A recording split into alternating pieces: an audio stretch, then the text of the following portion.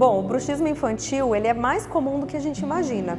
Muitas crianças que apertam os dentes, que rangem os dentes, e muitas vezes o pai escuta, a mãe escuta e relata pra gente, parece que a criança está mastigando pipoca durante a noite, né? O bruxismo infantil, às vezes ele cessa sozinho.